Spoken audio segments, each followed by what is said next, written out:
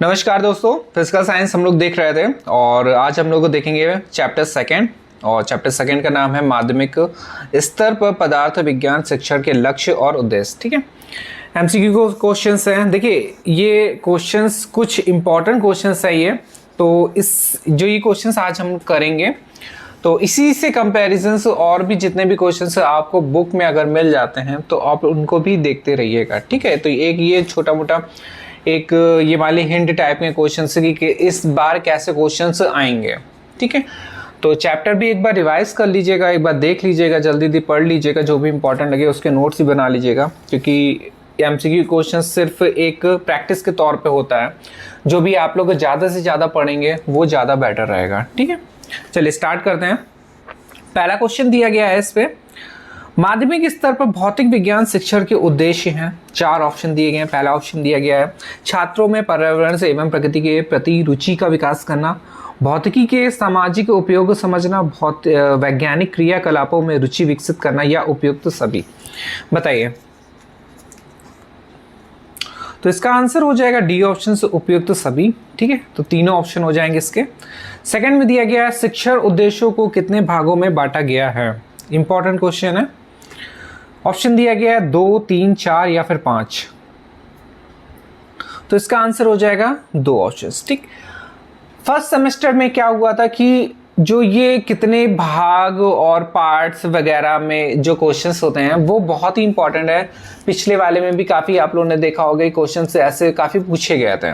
ठीक है, तो ये वाले क्वेश्चंस को आप लोग नोट डाउन कर लीजिएगा, जिससे कि लास्ट में जब एग्जाम हो तो रिवीजन करने में आसानी हो। ठीक है, तो फिर आगे क्वेश्चन देखते हैं। क्वेश्चन नंबर 3, इस पे दिया गया निम्न में सामान्य उद्देश्य नहीं है। पहला क्वेश्चन है विद्यार्थी के जीवन में व्यवहारिक परिवर्तन करना, परिस्थिति के अनुसार शिक्षा पद्धति में परिवर्तन करना, ठोस द्रव और गैस की प्रकृति का अध्ययन करना, या फिर बालक की तर्क शक्ति का विकास करना।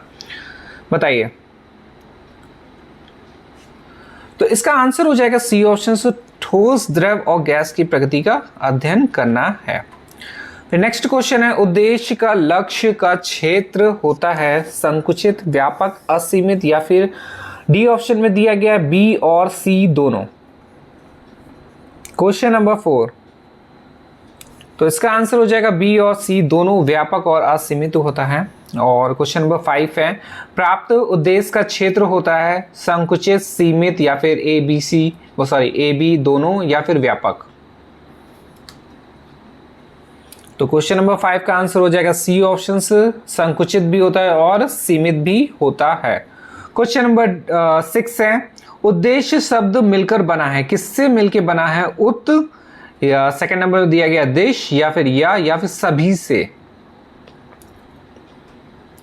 तो इसका आंसर हो जाएगा सभी से। ठीक है, फिर नेक्स्ट क्वेश्चन है क्वेश्चन नंबर 7, उद्देश्य या लक्ष्य की अवधि होती है। ऑप्शन दिया गया दीर्घकालीन, अल्पकालीन, तात्कालीन, या फिर ज्ञात नहीं की जा सकती।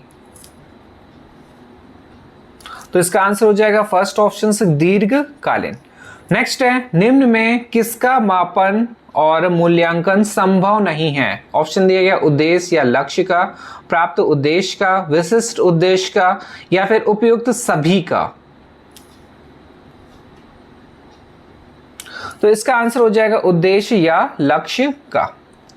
नेक्स्ट है क्वेश्चन नंबर 9, और इस पे दिया गया अनुदेशात्मक उद्देश्यों को लिखते समय निम्नलिखित बिंदुओं को ध्यान में रखना चाहिए। ऑप्शन दिया गया विषय वस्तु का चुनाव, विशिष्ट उद्देश्यों का चुनाव, या कक्ष की शिक्षण नीति का सही निर्धारण करना चाहिए, या फिर उपयुक्त सभी।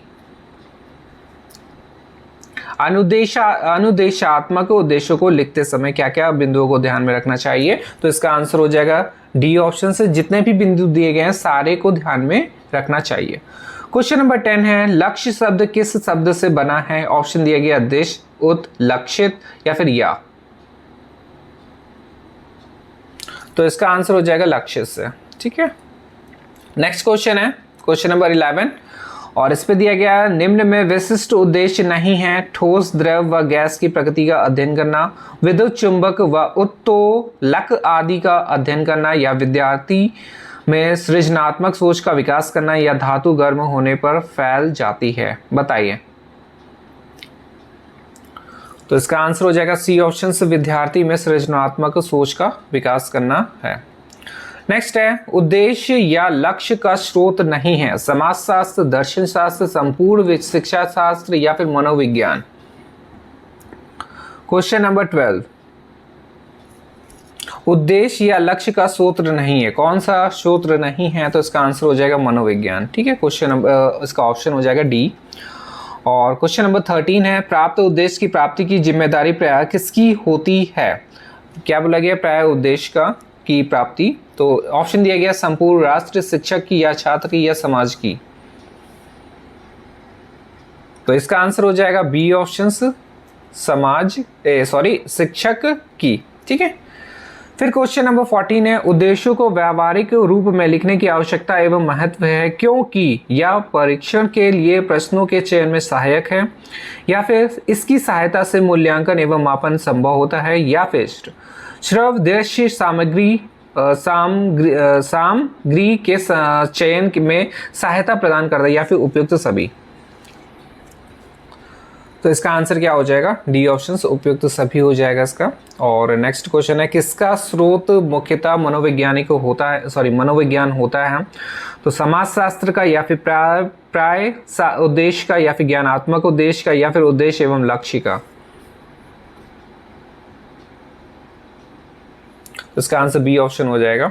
ठीक है, और नेक्स्ट क्वेश्चन दिया गया है, क्वेश्चन नंबर 16, विज्ञान शिक्षण के उद्देश्यों को निर्धारित करने के लिए किस बिंदु पर ध्यान नहीं दिया जाना चाहिए? तो इसका आंसर हो जाएगा सी ऑप्शन, व्यवस्था पर ध्यान नहीं देना चाहिए। ठीक है, नेक्स्ट क्वेश्चन नंबर 17 है, और इस पे दिया गया कक्षा 8 की भौतिकी से कार्बन और उनके यौगिक प्रकरण के लिए ज्ञानात्मक उद्देश्य नहीं है। तो ऑप्शन दिया गया, छात्र कार्बन के यौगिकों का प्रत्या स्मरण कर सकेंगे, छात्र कार्बन के यौगिकों की जांच कर सकेंगे, या फिर छात्र कार्बन को परिभाषित कर सकेंगे, या फिर छात्र कार्बन के यौगिकों की सूची बना सकेंगे। बताइए।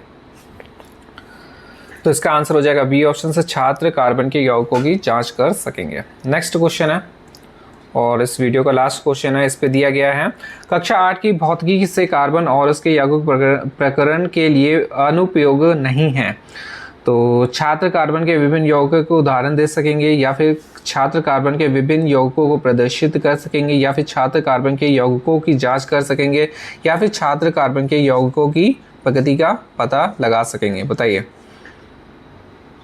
तो इसका आंसर हो जाएगा ए ऑप्शन से, छात्र कार्बन के विभिन्न यौगिकों के उदाहरण दे सकेंगे। ठीक है, तो ये हो गया हमारा चैप्टर 2, जो कि आज हम लोगों ने उसके एमसीक्यू क्वेश्चंस देखे हैं। ऐसे ही हम लोग जो अदर्स सब्जेक्ट हैं हमारे, मैथ हो गया और ईवीएस हो गया और क्या है टेक्नोलॉजिकल जो हो गया, तो उनके भी ऐसे ही क्वेश्चंस हम लोग जो चैप्टर वाइज है उसको कंप्लीट कर लेंगे। ठीक है, और बाकी आप लोग पढ़ते रहिए क्योंकि टाइम बहुत कम बचा है। ठीक है, तो चलिए आज के लिए इतने रखें। धन्यवाद।